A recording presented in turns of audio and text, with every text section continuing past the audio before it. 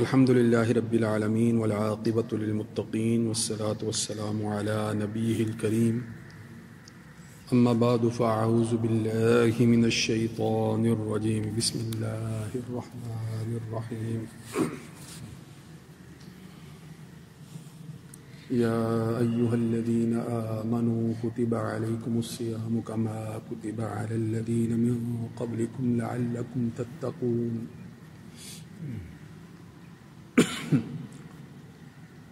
وعن عائشة رضي الله تعالى عنه قالت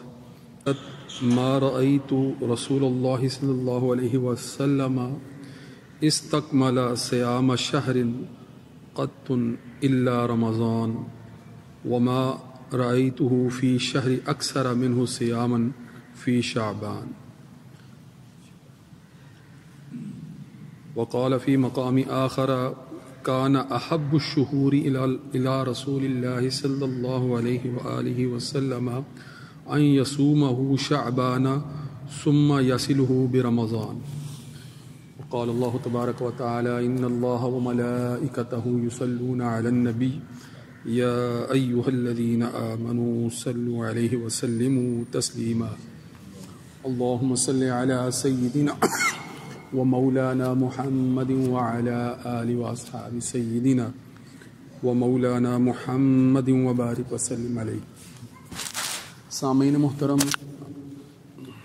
شعبان المعظم کے اس مہینے کے اندر آج یہ بات بڑی ضروری ہے کہ اپنے حالات، اپنے معاملات، اپنے مسائل کو پیش نظر رکھتے ہوئے اپنا محاسبہ کریں کہ ہم موجودہ حالات کے اندر جن مسائل سے دو چار ہیں وہ مسائل ایک تو اس قدر بڑے پیمانے پر کیوں ہمارے سامنے آ گئے ہیں، اور دوسرا یہ کہ ہم نے کن چیزوں کو پس پشت ڈال رکھا ہے جس کی وجہ سے مسائل کا انبار بڑھتا چلا جا رہا ہے اور ہم جو ہیں وہ اپنی زندگی میں اس قدر گم اور مگن ہوتے چلے جا رہے ہیں کہ ہمارے مسائل جو ہے وہ حل ہونے کا نام نہیں ہے۔ ہم نے مسائل ہی کے حوالے سے جو گزشتہ گفتگویں کی ہوا ہے، آپ جانتے ہیں کہ ملک میں معاشی بحران کی کیفیت ہے اور اسی طرح دیگر بہت سے بحران سے ہم دو چار ہیں، جیسے سیاسی بحران ہے کہ ملک کے اندر کوئی حکومت کا مضبوط نظام ایسا نہیں ہے کہ جس کے اوپر تمام لوگوں کا اعتماد ہو، اور حکومت بھی اس قابل نہیں ہے، جیسی تیسی حکومت ہے وہ بھی اس قابل نہیں ہے کہ وہ لوگوں کے اعتماد پر پورا اترتے ہوئے ملک کو معاشی بحرانوں سے نکالنے کے کوئی فائدہ مند قسم کے اقدامات کر سکے یا کرتی نظر نہیں آ رہی۔ پھر اسی طرح ہمارے بہت سے مسائل ایسے ہیں جن کا تعلق جو ہے وہ سیاست سے بھی جڑا ہوا ہے، مگر سیاست سے قدرے ہٹ کر وہ امن عامہ سے جو ہے وہ جڑا ہوا ہے، اور کہہ لیں کہ مذہب کا نام بھی استعمال ہوتا ہے اور دیگر نظریاتی قوتیں بھی ہیں کہ جو اپنے اپنے مقاصد کے حصول کے لیے ایسے اقدامات کر رہی ہوتی ہیں کہ جن کے نتیجے میں ملکی یا عالمی امن جو ہے وہ تباہ و برباد ہو رہا ہوتا ہے۔ تو یہ بڑے پیمانے پر مسائل ہیں۔ پھر یہ ہے کہ بدعمالیاں بھی ہیں ایسی کہ جو آفات کے ذریعے سے ظاہر ہو رہی ہوتی ہیں۔ یہ بات بھی بڑی اہم ہے کہ ہم زلزلوں سے دو چار ہو رہے ہیں، ہم جو ہے وہ سیلابوں سے دو چار ہو رہے ہیں، ہم وبائی امراض سے دو چار ہو رہے ہیں۔ تو ان سب آفتوں کو اگر غور کیا جائے، یہ ایک ناگہانی آفتیں ہیں، ایک طرح سے مصیبتیں ہیں۔ یقیناً اگر غور کیا جائے گا تو سمجھ آئے گی کہ کہیں پر جو ہے وہ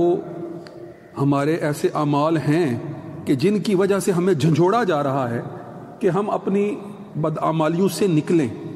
اپنی کم اعمالیوں پر جو ہے وہ غور کریں اور ان کے حصار سے نکل کر اپنے اعمال کی درستگی کی طرف آئیں۔ شعبان کا مہینہ اس حوالے سے اہم ہے کہ ایک دفعہ پھر سے رمضان المبارک کے مہینے سے پہلے جب شعبان کا مہینہ آتا ہے تو ایک دفعہ پھر سے ایک امید پیدا ہو جاتی ہے کہ ہم جو مختلف بدعمالیوں کے اندر مبتلا ہوتے چلے جا رہے تھے، تو رمضان کا مہینہ جب آنے والا ہے، رمضان المبارک کا مہینہ جب آنے والا ہے، جس کے اندر رحمتیں ہی رحمتیں ہیں، جس کے اندر برکتیں ہی برکتیں ہیں، جو مہینہ کے اندر ہم نے کوشش کی تھی کہ اپنے اعمال کو درست کر لیں اور پورا مہینہ روزہ رکھنے کی کوشش کی، روزے رکھے، اپنی عبادات کو مکمل کرنے کی کوشش کی، عبادات کے اندر جو ہے وہ وقت گزارتے رہے اور عبادات کو اختیار کر کے اللہ سے مغفرت طلب کرتے رہے، اور اس بات پر پر امید اور یقین رکھتے ہوئے کہ جب رمضان المبارک کا پہلا، دوسرا اور تیسرا عشرہ مختلف طرح سے اللہ کی رحمتوں اور فضیلتوں کو سمیٹے ہوئے ہے اور آخری عشرے تک پہنچتے پہنچتے جو ہے وہ ہر حال میں اگر ایمان برقرار ہے تو بخشش کی امید ہو جاتی ہے، تو پورا مہینہ جو ہے وہ اس کے اثرات پورے سال پر محیط ہوتے ہیں۔ جو پورا مہینہ مکمل یکسوئی کے ساتھ تو اس کے اثرات آنے والے مہینوں پر بھی مرتب ہوتے ہیں اور پورا سال اثرات رہتے ہیں، مگر وہ اثرات پھر جب رمضان المبارک کے مہینے سے دوری ہوتی چلی جاتی ہے تو پھر وہ اثرات جو ہے وہ کم ہونا شروع ہو جاتے ہیں اور ہم دنیا داری کے اندر، ظاہری معاملات کے اندر، مادی معاملات کے اندر مزید جو ہے وہ الجھتے چلے جاتے ہیں۔ نتیجہ کیا ہوتا ہے کہ پھر بدعمالیوں کی طرف جو ہے وہ متوجہ ہونا شروع ہو جاتے ہیں، اور پھر جب دوبارہ سال مکمل ہونے کے بعد رجب، شعبان اور پھر یہ رمضان کا مہینہ آنے والا ہوتا ہے تو پھر ایک طرح سے دوبارہ انسان کا ذہن جو ہے وہ یہ سوچ رہا ہوتا ہے کہ اب اللہ کا وہ رحمتوں والا، برکتوں والا،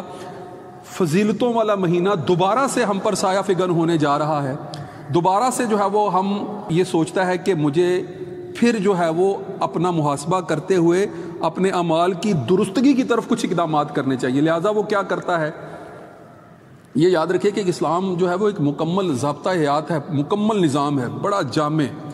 اور پوری زندگی کا جو ہے وہ منصوبہ دیتا ہے۔ غور کریں، زندگی جو سالوں پر محیط ہے، سال جو مہینوں پر محیط ہیں، مہینے جو ہفتوں پر محیط ہیں، ہفتے مل کر ہی مہینہ بنتے ہیں، تو ہفتے جو ہیں وہ دنوں پر محیط ہیں، تو ایک ایک دن کا پورا جو ہے وہ پلان دیا ہوا ہے، ایک ایک دن کا جو ہے وہ پورا ضابطہ دیا ہوا ہے کہ آج آپ پورا دن کس طرح گزاریں گے، اور پھر مخصوص ایام آتے ہیں جن کے خاص پہلو اور خاص جو ہیں وہ فضیلتیں ہوتی ہیں۔ ان ایام میں اعمال کی برکتیں جو ہیں وہ دو چاند ہو جاتی ہیں اور اعمال جو ہے وہ بڑھا چڑھا کر جو ہے وہ ان کے اجر دیے جاتے ہیں۔ یہ بات ہے کہ سال پورا رمضان المبارک کے اثرات رہتے ہیں، مگر سال کے آخر تک جو ہے وہ پھر کچھ نہ کچھ جو ہے وہ خلا پیدا ہونا شروع ہو جاتا ہے۔ رجب کے بعد شعبان کا مہینہ ایک ایسا مہینہ ہے کہ آپ صلی اللہ علیہ وآلہ وسلم نے دوبارہ سے، آپ ہمارے لیے مشعل راہ ہیں، سیرت جو ہے وہ بہترین نمونہ، اس سے بہترین نمونہ اس کا تصور بھی نہیں کیا جا سکتا، سیرت طیبہ صلی اللہ علیہ وآلہ وسلم، اور اسی کے اندر سارا نظام حیات جو ہے وہ بیان ہے۔ زندگی کے کسی بھی دور کے اندر، زندگی کے جو ہے وہ کسی بھی مرحلے کے اندر اور عمر کے کسی بھی حصے کے اندر کوئی فرد کیسے اعمال کرے گا یا فرد کے لیے جو ہے وہ کون سے اعمال مقرر کیے گئے ہیں، سب کی رہنمائی موجود ہے، سب کی جو ہے وہ وضاحت اور تفصیلات جو ہے، ان کے اثرات جو اب سال کے آخر میں دوبارہ سے کم ہوتے ہوئے نظر آ رہے ہیں، آپ صلی اللہ علیہ وآلہ وسلم نے دوبارہ اس کی طرف متوجہ فرمانے کے لیے اقدامات جو ہے وہ کر کے دکھائے۔ کیسے اقدامات کر کے دکھائے کہ آپ صلی اللہ علیہ وآلہ وسلم جب شعبان کا مہینہ شروع ہوتا تھا تو حضرت عائشہ صدیقہ رضی اللہ تعالیٰ عنہ فرماتی ہیں کہ میں نے آپ کو کسی پورے مہینے کے روزے رمضان کے علاوہ رکھتے ہوئے نہیں دیکھا، کہ پوری تندہی سے جو ہے وہ پورے مہینے کے روزے، اگر یعنی بغیر ناغے کے پورے مہینے کے روزے جو رکھنے کی ترتیب ہے اس میں جو توجہ اور جو تندہی اور جو صورت اور جو پہلو روزے کی فضیلت کے حوالے سے ہے، ان کو پورا کرتے ہوئے رمضان کے علاوہ کسی اور مہینے میں نہیں دیکھا۔ اور چونکہ یہ لاکھوں دیکھا ہے تو یقیناً وہ نفلی روزے ہیں، تو وہ شعبان کا مہینہ ہے۔ آپ صلی اللہ علیہ وآلہ وسلم جو ہے وہ استقبال رمضان کے لیے رمضان کی فضیلتوں کو مکمل طور پر ان کا احاطہ اس اعتبار سے کرنے کے لیے کہ اللہ تعالیٰ کی جو ہے وہ زیادہ سے زیادہ رحمتیں اور عنایات اور نعمتیں حاصل ہو جائیں، اور یہ زیادہ تر روحانی طور پر، روحانی یعنی دنیاوی بھی فضیلتیں بہت ہیں، مگر ظاہر دینی پہلو سے، روحانی پہلو سے فضیلتوں اور برکتوں کا حصول ہی جو ہے وہ سکون قلب کا باعث ہوتا ہے۔ تو اس لیے سب سے زیادہ جو ہے وہ رمضان المبارک کے اب اس مہینے کے اندر داخل ہونے سے پہلے، ٹھیک ہے، اس مہینے کے اندر داخل ہونے سے پہلے استقبال رمضان کے طور پر رمضان المبارک کی تیاری کے لیے ہی پورا شعبان کا مہینہ زیادہ سے زیادہ جو ہے وہ روزے کی حالت میں رہتے۔ اور آپ اس پر اگر غور کریں، انسان کا بدن جو ہے اس کی عادات ایک دم نہیں بدلتی ہیں، ہم نے جو ہے وہ جب کوئی کام ایک دم کرنے کی کوشش کرتے ہیں، ایک ہی جو ہے نا آن میں کرنے کی کوشش کرتے ہیں، تو اکثر پھر ہم بڑی مشقت سے گزرتے ہیں، اور پھر جو ہے وہ مشکل سے اس کام کو کر پاتے ہیں۔ مشقت بھی ہوتی ہے، مشکل بھی ہوتی ہے، بے چینی بھی ہوتی ہے، اور اس کے اندر پھر جو ہے وہ خوشی اور کہہ لیں کہ توانائی کا احساس بھی باقی نہیں رہتا ہے۔ مگر یہ ہے کہ جو بھی کام آپ کرنے جا رہے ہیں، اگر آپ اس کو پہلے آسان انداز میں آہستہ آہستہ اگر اس کو کرنے کی عادت ڈالتے چلے جائیں گے، تو پھر آہستہ آہستہ وہ کام آپ کی دلچسپی کا سبب بن جائے گا، پھر آپ کا اس کام میں دل لگنا شروع ہو جائے گا، پھر شوق بڑھتا چلا جائے گا، اور جب شوق بڑھتا چلا جائے گا تو اس کو کس قدر زیادہ منافع بخش ہو سکتا ہے آپ اس کام کے منافعوں سے واقف ہو جائیں گے۔ یہ نہیں ہو سکتا کہ ایک فرد جو ہے وہ ایک پہلے دن ہی کام کرنے کے بعد کہے کہ مجھے اس کا پورا تجربہ ہو گیا ہے اور اس کے نفع کیا ہیں، نقصانات کیا ہیں، کن چیزوں میں احتیاط کی ضرورت ہے، کن چیزوں میں جو ہے وہ زیادہ پریشانی کی بات نہیں ہے۔ یہ ساری چیزیں ایک ہی دفعہ معلوم نہیں ہو جاتی، بلکہ یہ بار بار کے تکرار کا نتیجہ ہوتی ہیں، بار بار کی مشق کا نتیجہ ہوتی ہیں۔ تو غور کریں کہ رمضان المبارک کے مہینے جس کے اندر جو ہے وہ بے شمار فضیلتیں ہیں، بے شمار برکتیں ہیں، بے شمار رحمتیں ہیں، آپ اگر اس مہینے کے اندر اس حال میں داخل ہو رہے ہیں کہ آپ پہلے دن ہی ایسی حالت میں داخل ہو رہے ہیں کہ ابھی جو ہے وہ آپ پر ایک نئی چیز اچانک سے مسلط ہو گئی ہے جس کو کرنے پر مجبور ہیں، تو کیا وہ لطافت، وہ روحانیت، وہ کیف، وہ کیفیت کیا پہلے سے آپ کے دل میں پیدا، کیا اس پہلے دن ہی ایسا ممکن نہیں ہوگا؟ لہذا بزرگان دین کا، علماء کرام کا، صوفیاء دین کا، آپ صلی اللہ علیہ وآلہ وسلم کی تعلیمات اور ہدایات ہی کی روشنی میں یہ طریقہ کار رہا ہے کہ شعبان کے مہینے کے اندر ہی جو ہے وہ اس بات کا اہتمام فرمانا جو ہے وہ شروع کر دیا کرتے تھے کہ جب رمضان کے مہینے کے اندر داخل ہوں تو ایسی حالت میں داخل ہوں کہ وہ کیفیت قلب و ذہن کی پہلے سے ہی ایک خاص مقام پر، ایک خاص سطح پر پہنچ چکی ہو، اور پھر جو فضیلتیں، جو رحمتیں، جو برکتیں، جو انعامات اس مہینے کے اندر جو ہے وہ اللہ تعالیٰ نے رکھے ہیں، ان کو بڑے پیمانے پر حاصل کرنے کے لیے، ان کیفیتوں کا احساس اپنے قلب پر بڑے پیمانے پر محسوس کرنے کے لیے پہلے سے جو ہے وہ ہر طرح سے تیار ہو کر داخل ہو رہے ہیں۔ تو اس لیے آپ صلی اللہ علیہ وآلہ وسلم شعبان کے مہینے میں خصوصی جو ہے وہ اہتمام فرماتے تھے، اتنے روزے رکھتے تھے کہ روایت میں آتا ہے، جس کا متن شروع میں نے پڑھا، کہ آپ صلی اللہ علیہ وآلہ وسلم روزے رکھتے رکھتے شعبان کے روزوں کو پھر رمضان کے ساتھ ملا دیتے تھے، اس طرح سے روزے رکھتے تھے۔ تو یقیناً جو ہے وہ انسانی بشری استطاعت جو ہے وہ بعض اوقات بہت بڑے پیمانے پر مشقت جو ہے وہ برداشت نہیں کر پاتی، لہٰذا یہ نفلی روزے روزانہ کی بنیاد پر رکھنا اگر کسی فرد کے بس کی بات نہیں ہے تو ایک دن روزہ رکھا، پھر جو ہے وہ ایک دن جو ہے وہ نہ رکھا، پھر ایک دن، یعنی ایک دن چھوڑ کر ایک دن، یا پھر اگر